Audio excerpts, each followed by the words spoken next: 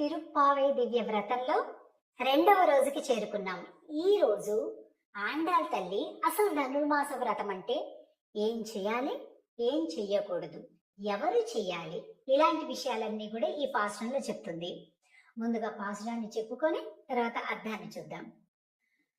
వైయత్ వాజ్వీర్గాళ్ నాముం நம்பாவைக்கு செய்யும் கிரிசைகள் கேளீரோ.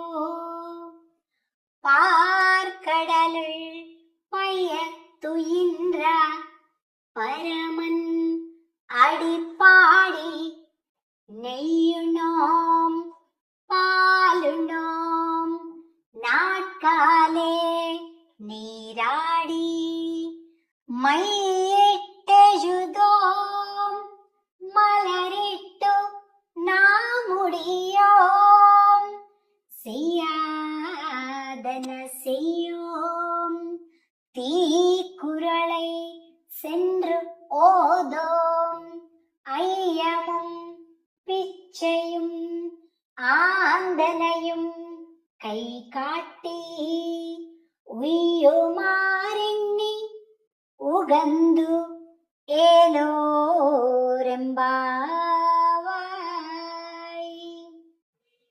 ఈ పాశురాన్ని మనం కింద డిస్క్రిప్షన్ లో కూడా చూడొచ్చు. చూసి చక్కగా అది చూసుకుంటూ మనం ఆ పదాలని ఫాలో అవుతూ అర్థాన్ని వినొచ్చు.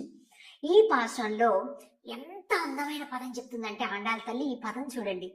వైయత్ వాజ్వీర్గాళ్. ఎవరు ఈ వ్రతాన్ని చేయాలో తెలుసా? ఆడవాళ్లేనండి, మగవాళ్లేనండి, పిల్లలండి, తమిళియన్స్ అండి, ఆంధ్ర వాళ్ళండి, అలా కాదు. ఎవరు ఈ వ్రతం చెయ్యాలి అంటే ఆండాళ్ తల్లి చెప్తుంది. వైయత్ వాజ్వీర్గాళ్. మేము సుఖపడాలి, మేము ఆనందంగా ఉండాలి అనే కోరిక మీకుంటే వచ్చేయండి అని చెప్తుంది. చూడండి, ఎవరికి ఉండదు సుఖపడాలి, ఆనందంగా ఉండాలని? అలాంటి సంబోధన అన్నమాట ఇది. సుఖపడాలి అనే కోరిక కలిగిన వాళ్ళందరూ వచ్చేయండర్రా ఈ వ్రతానికి అని ఆండాళ్ తల్లి పిలుస్తుంది. నామం నంపావైక్. ఈ వ్రతాన్ని చెయ్యటానికి సుఖపడాలి అనే కోరిక ఉన్న వాళ్ళందరూ వచ్చేయండి అని మొదటి లైన్ లో చెప్పింది.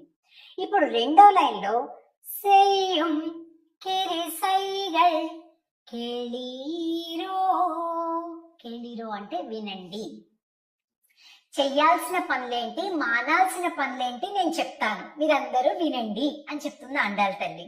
పైయత్తు ఇంద్ర పరమన్ అడిపాడి. చాలా ముఖ్యమైన పదం, చాలా ముఖ్యమైన అర్థం. చూడండి ఇక్కడ ఎంత చక్కగా కనిపిస్తుందో. పాలకడలి పైన పవళించినటువంటి స్వామి యొక్క అడి అంటే పాదాలు. అడి, ఈ రెండు పాదాల్లో కూడా శంఖ చక్రం ఉంది చూడండి. స్వామి వారి యొక్క పాదాలలో సమస్త దివ్యాయుధాలు, సమస్త మంగళ చిహ్నాలు ఉంటాయి. అందుకే కదా మనం విష్ణు పాదము అని పూజలు కూడా పెట్టుకొని పూజిస్తుంటాం. సో ఈ రెండవ పాశ్రంలో మనకి పాలకడలి పైన పవళించిన స్వామి యొక్క అడి. అడి అంటే తమిళంలో పాదములు అని అర్థం. పాడి అంటే పాడదాము. స్వామివారి శ్రీ చరణార విందములను గురించి పాటలు పాడుదాము అని చెప్తుందన్నమాట అమ్మవారు. ఇంకొన్ని అందరూ కూడా, సమస్త ఋషులందరూ, మామూలు మనలాంటి భక్తులందరూ కూడా ఈ పాదాలను కొలుద్దాము అని ఈ రెండవ పాసురంలో చెప్తుంది. రెండవ లైన్ లో పాసురంలో ఇక మళ్ళీ చూద్దాం. అడిపాడి నెయ్యుణోం పాలుణోం నాట్కాలే నీరాడి. నెయ్యుణ్ణోం పాలుణ్ణోం నాట్కాలే నీరాడి. మేము నెయ్యి మానేస్తాం, పాలు మానేస్తాం. నెయ్యి ఉన్నోం, నెయ్యి తినము. పాలు ఉన్నోం, పాలు తినము అంటుంది. ఏంటండి, పాలు ఎవరైనా తింటారా? పాలు తాగాలి కదా. కానీ ఎందుకు ఆండాళ్ అలా చెప్తుంది అంటే అసలానికి ఏమీ తెలియడంలే, ఒక్కటే లక్ష్యం, స్వామిని చేరుకోవాలి. అందుకని ఆ పదాలన్నీ కూడా నెయ్యున్నాం పాలున్నాం అంటే నెయ్యి పాలు మానేస్తాము అని. ఇక్కడ చూడండి చక్కగా ఒక పట్టిక లాగా చెయ్యాల్సిన పనులేంటి, చెయ్యకూడని పనులేంటి అనే ఒక రెండు లిస్ట్ ఇచ్చాం. ఆండాళ్ తల్లి అలా చాలా క్లియర్గా, క్లారిటీగా ఒక్కొక్క పదాన్ని చెయ్యకూడనివి చెయ్యవలసినవి చెప్తుంది. ఇక్కడ చూడండి, మొదట ఏం చేయాలి? ఫస్ట్ కేలీరో, వినండి. పెద్దలు ఏ మాటలు చెప్పినా ముందు వినడం అలవాటు చేసుకోవాలి. మనం తిరుప్పావైని గనక మన నిత్య జీవితంలో ఎలాగ మనం అనుసంధానం చేసుకోవాలి, ఎలా అప్లై చేసుకోవాలి అంటే చాలా విషయాలు, జీవితం మొత్తానికి ఉపయోగపడే అద్భుతమైనటువంటి మార్గదర్శక గ్రంథం తిరుప్పావై. ఇది కేవలం పెద్దవాళ్ళు లేకపోతే ఓన్లీ శ్రీ వైష్ణవ సంప్రదాయస్తులు మాత్రమే పాటించేయవలసింది కాదండి.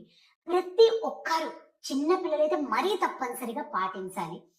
ఈ కాలంలో మీ అందరికీ కూడా తెలుసు, పిల్లలు ప్రశ్న వేస్తారు కానీ మళ్ళీ సమాధానం వినరు. ఊరికే ప్రశ్న వేయడంతో వాళ్ళ పని అయిపోయింది అనుకుంటారు. పెద్దల మాట వినడం అనేది అసలే పోయింది. ఆండాళ్ తల్లి పెట్టే ఫస్ట్ కండిషన్ ఏంటో తెలుసా అండి? తిరుప్పావైలో కేళీరో అంటే వినండి అని. చూసారా, ఇక్కడ వినండి రెండవ లైన్ లో మనకు ఉంటుంది కేళీరో అనే పదం. అలాగే పార్కడల్ పయత్తు ఇంద్ర పరమన్ అడి పాడి, పాడండి, స్వామి గురించి పాడండి. రూల్ నెంబర్ 1, వినండి. పెద్దవాళ్ళు ఏం చెప్పినా చక్కగా వినండి, వినయంతో, శ్రద్ధతో, ఓపికతో అని చెప్తుంది. ఇది మనం అలవాటు చేసుకోవాలి, పిల్లలకు కూడా అలవాటు చేయాలి. అలాగే స్వామిని కీర్తించాలి. భగవన్ నామం అనేది ఎప్పుడు కూడా అలా నోట్లో నడుస్తూ ఉండాలి. ఇది రెండవది. అలాగే నాటకాలే నీరాడి, ప్రాతకాలాన్నే స్నానం చేయాలి. అలాగే ఇప్పుడు మానాల్సినటువంటివి ఏంటి? నెయ్యున్నోం, పాలున్నోం, నాటకాలే నీరాడి. నెయ్యున్నోం, పాలున్నోం అంటే భోగ వస్తువులు, అంటే బాగా సుఖంగా ఇచ్చే వస్తువులు, లగ్జూరియస్ లైఫ్ అంటుంటాను చూసారా, అలాంటివి మాకొద్దు.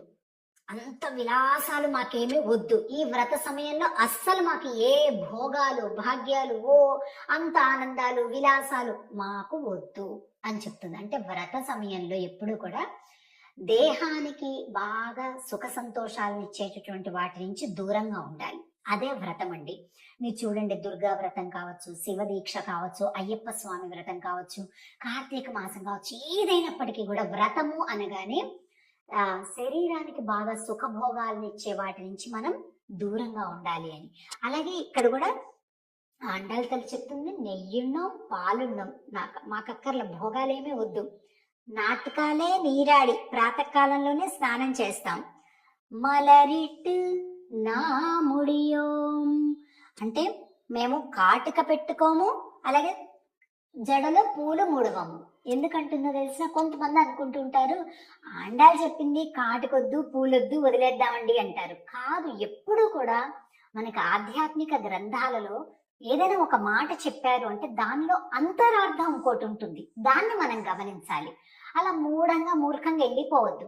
పిల్లలకు కూడా అర్థం అయ్యేలాగా మనం తెలియచేస్తూ అందరూ చెప్పిన విషయాన్ని మన జీవితాల్లోకి పెట్టుకోవాలి. ఏంటి కాటుక పెట్టుకోము, పూలు పెట్టుకోము అంటే ఇవన్నీ ఏంటంటే అలంకారాలు. ఈ అలంకారాలన్నీ కూడా ఎప్పుడు చేసుకుంటాం? మనకి ఇష్టమైన వాళ్ళ దగ్గర ఉంటే మనకి చేసుకోవాలనిపిస్తుంది.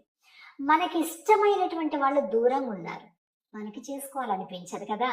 అలాగా కృష్ణ పరమాత్మ దూరంగా ఉన్నాడు కాబట్టి మాకు ఇప్పుడు అవేం అక్కర్లేదండి అని ఆండాళ్ తల్లి స్వామి వారి మీద ఒక స్ట్రైక్ చేస్తుంది. మనం కూడా ఇప్పుడు వ్రతంలో ఉన్నాం, మనం ఏం చేయాలి? బాగా విపరీతంగా అలంకారాలు చేసుకోవటం, చాలా షోకులు చేసుకోవటం, లేకపోతే ఇంకా లగ్జూరియస్ లైఫ్ లీడ్ చేయటం, ఇలాంటివన్నీ కూడా ఆపాలన్నమాట వ్రత సమయంలో. కనుక అది కూడా